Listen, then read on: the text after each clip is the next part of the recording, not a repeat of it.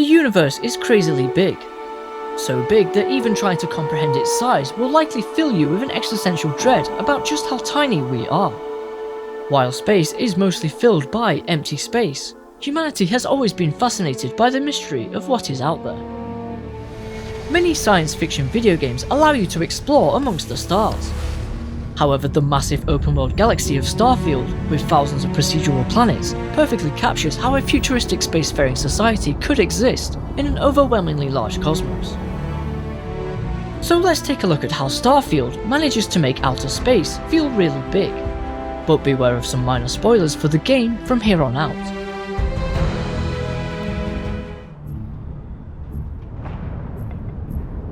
Starfield takes place in an age where humanity has travelled beyond the edges of our solar system.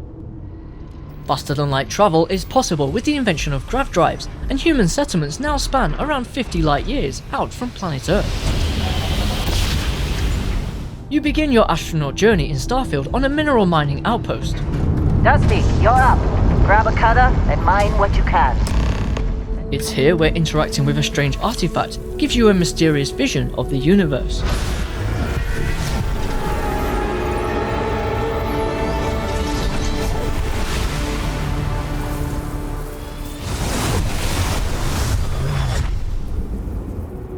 Dug up the artifact, right? That means you saw it. The visions? You're coming with me to Constellation. You're part of this now. Your character is then given a spaceship to travel out into the great expanse in search of answers. Starfield has an open world of over 100 star systems and well over 1,000 planets that you can visit. But even at this large scale, it's only a small area of the Milky Way, which implies that the galaxy is in fact much bigger than what you see. The star map is the main way that the game conveys to the player the correct size of the galaxy. It starts at the top level galaxy view, which zooms down to solar systems, then onto individual planets, before you land your ship and see these places in person. The true size of these planets is also shown when the player boards various space stations and satellites. These places give breathtaking views of the night sky and the planets they orbit, something that is usually only observed by real astronauts. Planets are classified into different types and determine whether or not the player can explore on the surface. For example, it's not possible to land on gas or ice giants, but they are still included in the game for realism. Also true to reality, the majority of planets where it is possible to land have no signs of life. These barren landscapes have hill and rock formations that replicate those in real-life photos, particularly those taken on Mars, the Moon, and various asteroids. Planets in Starfield that do support life, however, feature well-designed alien flora and fauna that are based on and inspired by lifeforms found on Earth. This makes them feel familiar and believable, but also at the same time they appear otherworldly. Settlements on these planets also show the extent of humanity's colonization efforts.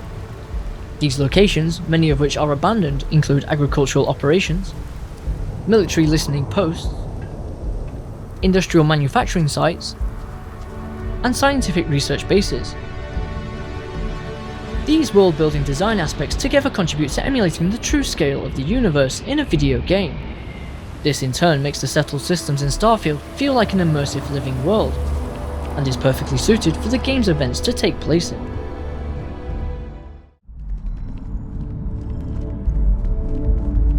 Outer space is one of the most popular settings for science fiction video games. However, implementing a large number of different planets, solar systems and galaxies into game environments can be difficult, but it's typically done in one of two ways. The conventional method is to extensively craft each game world using dedicated assets. The advantage is that these locations will have a curated feel to them that makes them memorable to players. The drawback though is that they take a lot of time to make. Oh, look at this view. Had I been on this planet under more pleasant circumstances, I might have had more time to appreciate the beauty it has to offer. An alternative way is to use procedural generation, where an algorithm outputs 3D meshes and textures from random noise mathematical functions.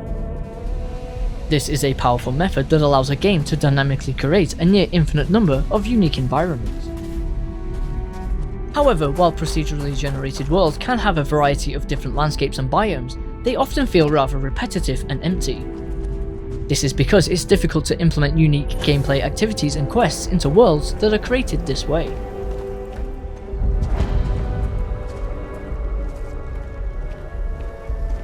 The genius of Starfield is that it combines both design approaches to benefit from the advantages of each, and effectively merges two styles of games into one.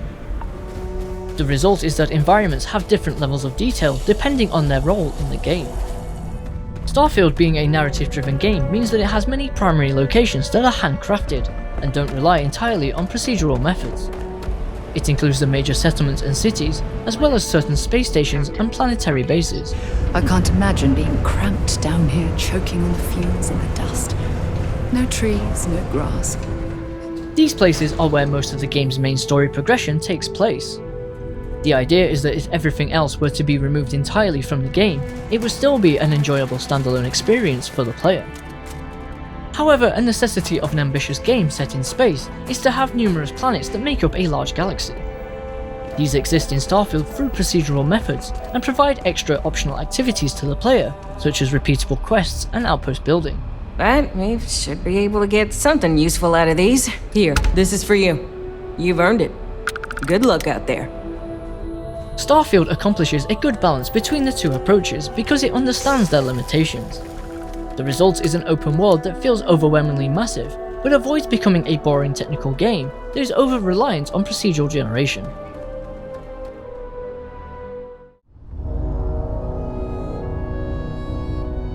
Starfield is the exact definition of a science fiction game. It features a futuristic setting.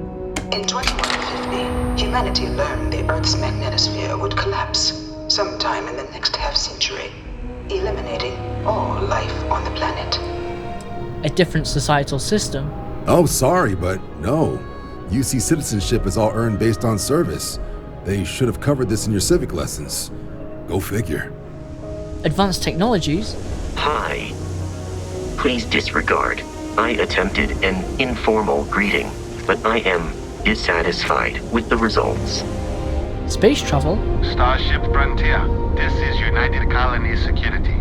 Maintain course and prepare to be scanned. And even concepts of extraterrestrial life. Intelligent alien life, or extra-dimensional beings. The original creators from the furthest fringes of space. But maybe surprisingly, the game actually covers several sci-fi subgenres. There are several major city locations, which serve as the headquarters to various factions in the game.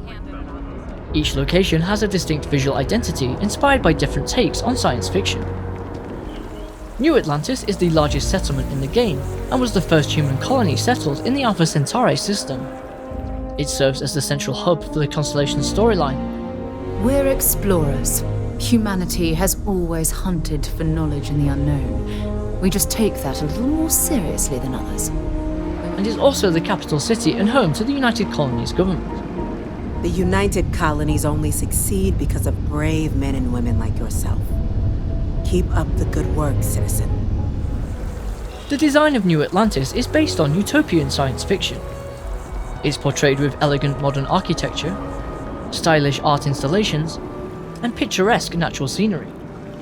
It also has futuristic high-speed transport systems and is entirely powered by hydroelectric waterfalls. Aquila City was founded by the first person to land on the planet, Solomon Coe. As the colony grew, they established the Freestar Collective, a libertarian confederation. Along with other settlers, Coe built the structures you see in the part of the city we call the core. Those proud buildings still stand today. Here the society places individual freedoms of citizens above all else. As indicated by its cowboy hat-wearing residents, the city interprets the space western science fiction genre. The American Southwest is replicated in the game through the dusty and arid desert environment, while the hostile local wildlife makes the land feel unforgiving. Neon is a mega-corporation city built onto a large fishing platform. It was constructed after a recreational drug called Aurora was discovered from the planet's fish. It then became a popular tourist destination, as well as a commercial hub that is home to the Ryujin Industries. We're the largest corporation in the Freestar Collective. We deal in everything from refreshments to starships. The city of Neon is inspired by the cyberpunk genre, where bright lights and holograms are contrasted by the dark, rainy environment. There is also widespread crime and corruption throughout, with the black market and other illicit activities being common sights. The Key is a space station that originally belonged to the United Colonies to oversee a prison on the planet it orbits. However, after a jailbreak, prisoners took over and made it a base of operations for illegal activities. These pirates eventually formed the Crimson Fleet. That's the very same ice ball where the United Colonies built a supermax prison they call the Lock. The UC is so clever. Supermax prison, lock, key. Cute, huh? The dystopian post-apocalyptic genre is immediately apparent when arriving on board the Key, where a casual murder gives a good depiction of the anarchic and lawless society. The graffiti-covered station also exhibits urban decay, with most areas in need of repairs. In addition, several other science fiction topics are also touched on in the game. For example, the United Colonies side quests can be described as military science fiction. Es supra et ultra, above and beyond. That is where we serve, beyond the furthest reaches of the United Colonies military. The Earth becoming uninhabitable also covers both dying Earth and climate change science fiction. By not strictly adhering to just one genre, Starfield keeps the game fresh with a diverse variety of quests. This approach gives plenty of different science fiction storyline opportunities to the player that show how varied the factions are across the massive galaxy.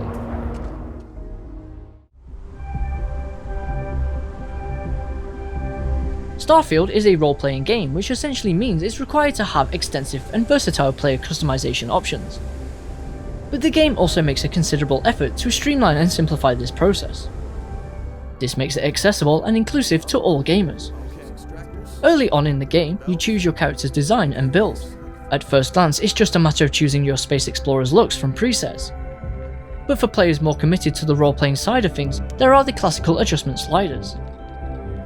The selection of a character's background, traits and starting skills also does not have a significant impact on the game, so there are no wrong choices.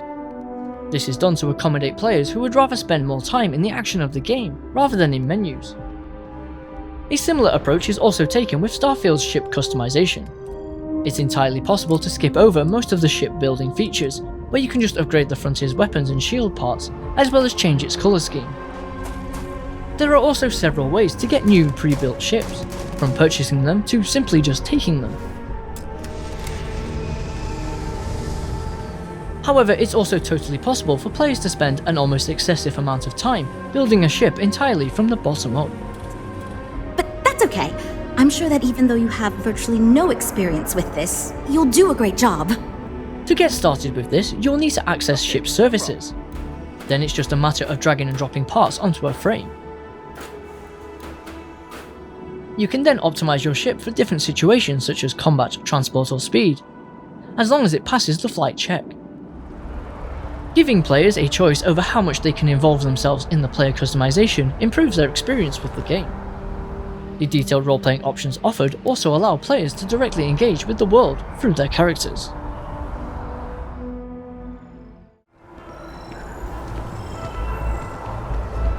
After some time exploring the far reaches of the settled systems in Starfield, you will likely have met a lot of interesting people. By Vectera, by Vectera, by Vectera! I can't believe it! Is it you?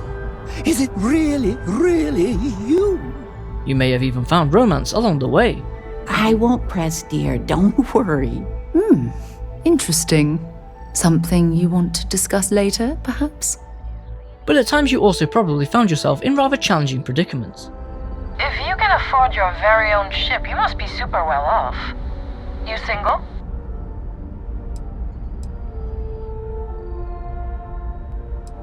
The more charismatic players may have been able to talk themselves out of sticky situations and resolve conflicts through persuasive dialogue. Can't believe this. There isn't any treasure. We've been trailing that old Constellation ship for nothing. However, sometimes violence is the only thing that hostile wildlife and nefarious colonists seem to understand. Luckily, the game features over 50 weapons to defend yourself.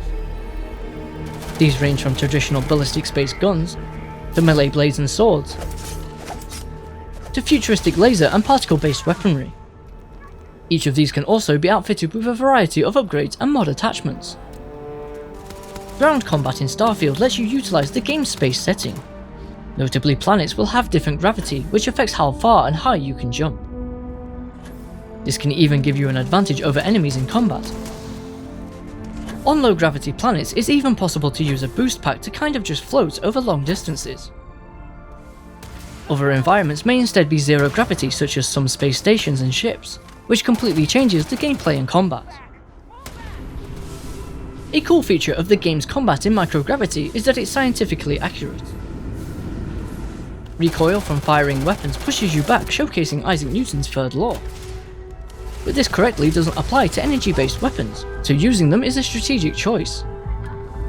In addition, Starfield has ship-to-ship combat, where your piloting and shooting skills are simultaneously put to the test.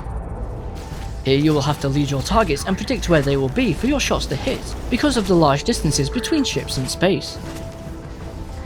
However, the basis of combat in space revolves around your ship's reactor power, and you can prioritize between weapons, shields and engines for maximum effect.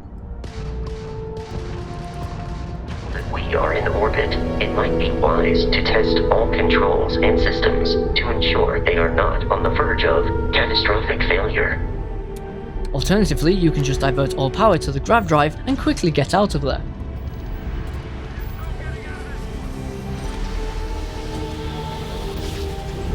Well, you didn't put us into a planet, so we must be in the right place.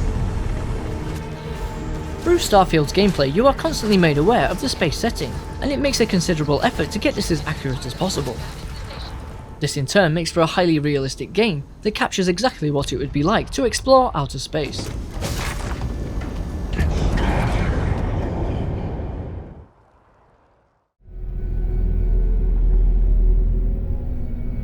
One of the biggest features of Starfield is the game's outpost building. While it appears rather complicated and can be overwhelming at first, with perseverance is one of the most rewarding aspects of the game. It's also not too difficult and completely optional. Trees here and some grass there, and this place might not look so awful. The first step to getting started with building a base is to find a suitable star system. You then use your ship's scanner to find a good landing site that has the resources you want available, before placing a beacon on the surface in an ideal spot. It makes sense to have your first outpost solely for mining the resources you will need to build more outposts. For this, all you need are some power generators and some resource extractors that connect to storage. Once you have extraction outposts, you can then consolidate all of your resources to a main base through cargo transports. From here you can build whatever you would like, such as an idyllic colony. Or you can just expand your now lucrative mining business. It is even possible to set up multiple outposts capable of manufacturing, allowing you to build advanced equipment. Outposts allow players to invest a lot of time into the game, where they can design things exactly the way they want them to be. This aids in creating a highly immersive game world where it's possible to manage a business empire across a massive galaxy.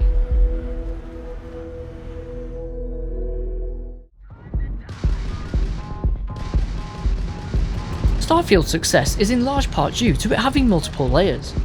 On the surface, it's simply a story set in space, but its overwhelming number of visitable planets, extensive player customization, varied combat, and outpost-based building has significant depth. This attention to detail contributes to an immersive and realistic world that is so accurate, this science fiction video game feels a lot less fiction than it actually is.